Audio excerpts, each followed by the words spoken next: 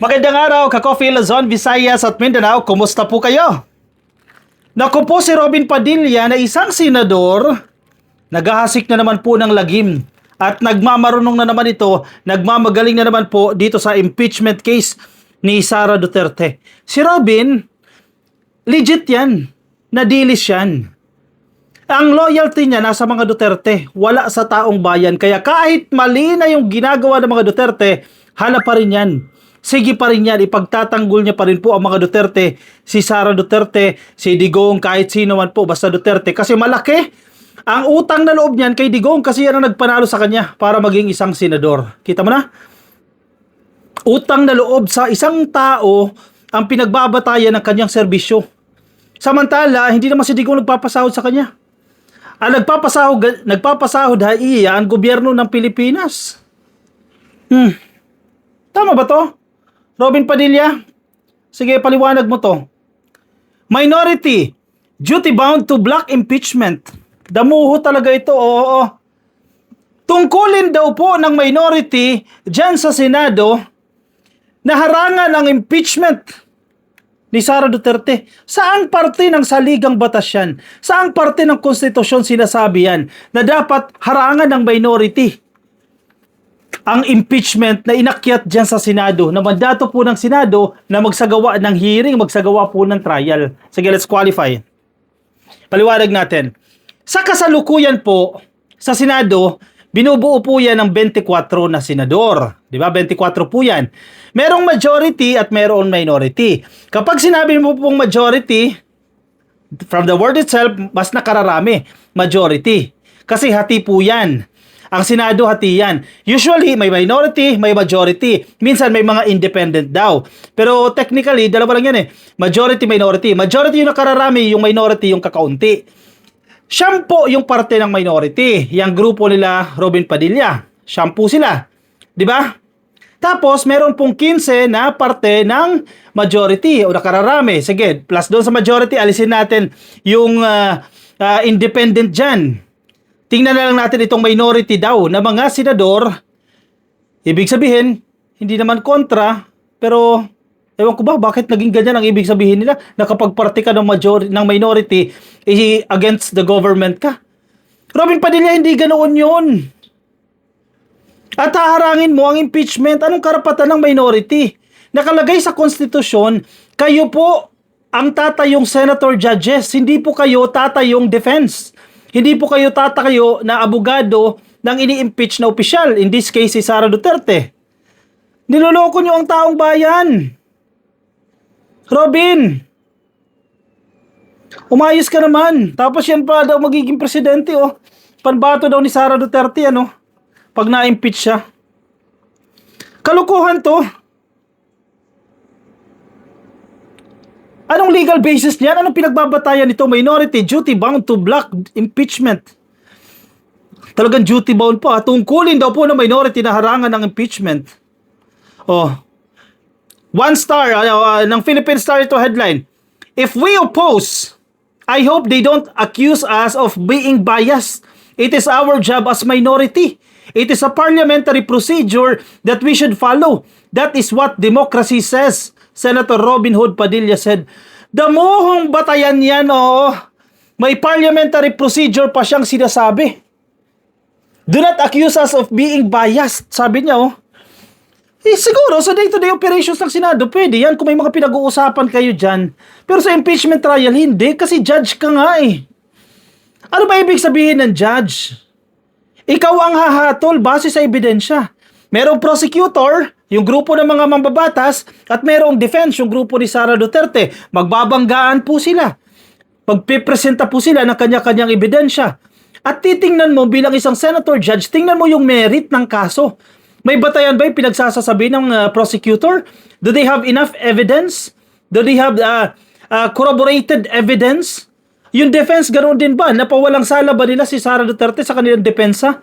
Yun ang tutukuyin mo bilang judge. Hindi yung i-oppose yan. Robin Padilla. Kumuha ka naman ng matinutinong tao para mapagsabihan ka o malito, Senator. Huwag natin gawin yan kasi hindi pwede yan. Wala tayong batayan dyan.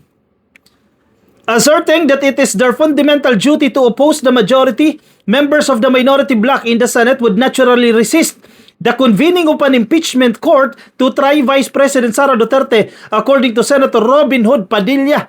Ang sakit sa tenga, ang sakit sa ilong, ang sakit lahat marinig ng sinasabi ng number 1 senator at ng senador ng Pilipinas na ganito kabotlogs. Kesyo kami, parte ng minority, dapat pigilan namin ang pagkukonvene o pagbuo ng impeachment court. Naku, siyam kayo dyan. Andiyan dyan si Marcoleta, abogado si Marcoleta. Hindi naman lang bulungan si Robin Padilla. Huy, tanga. Hindi natin trabaho na pigilan ng impeachment, Senator Judge tayo. Wala bang ganyan? Kahit isa man lang sa minority, bulungan nyo naman si Robin Padilla.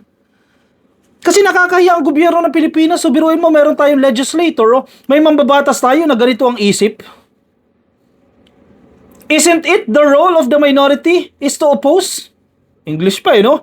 Not just the impeachment. Everything here. Our task is to oppose. Yun pala ang ibig sabihin ng minority. Sa Tagalog, kumontra. Damuhong senador to. Padilla said in Filipino on Monday, May 4, when asked if the minority would oppose the elevation of the impeachment case against Duterte to the plenary. Tututulan namin ang impeachment ni Sara. Common sense talaga, oh. Hindi pa nga natin pinag-uusapan yung mga ebidensya dyan, eh.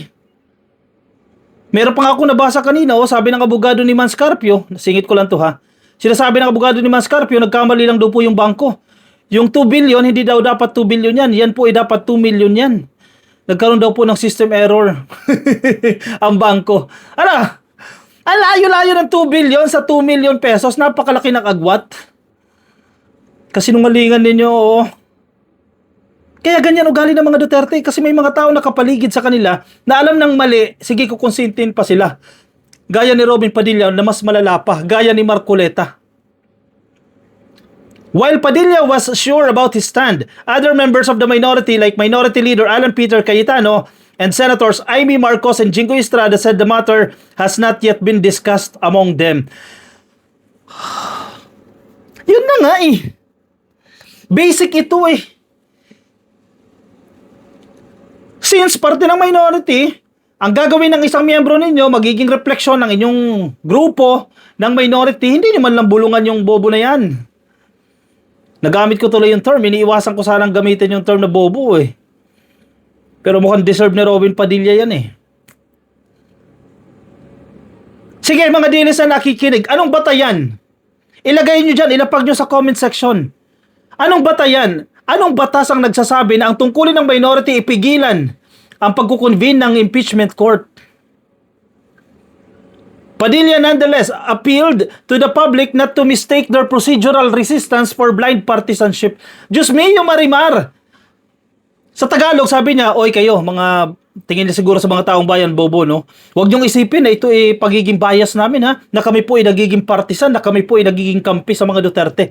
Wala tayong problema dyan, lahat tayo may bias. Ako may bias ako kay PBBM kasi sinusuportahan ko yung gobyerno niya. Ikaw din may bias ka kay Duterte. Pero, una, bakit magkaiba tayo? Senador ka, pasahod ka ng gobyerno, loyalty mo dapat sa taong bayan. Hindi kay Duterte. Pangalawa, ang pinagbabatayan natin dito, legal, konstitusyon, saligang batas. Sana kung ang pagiging bias mo, may batayan, may pinaghuhugutan ka. Saan? Sa konstitusyon ang nagsasabi na kontrahin ng minority ang pagkukunbin ng impeachment court. Di ba?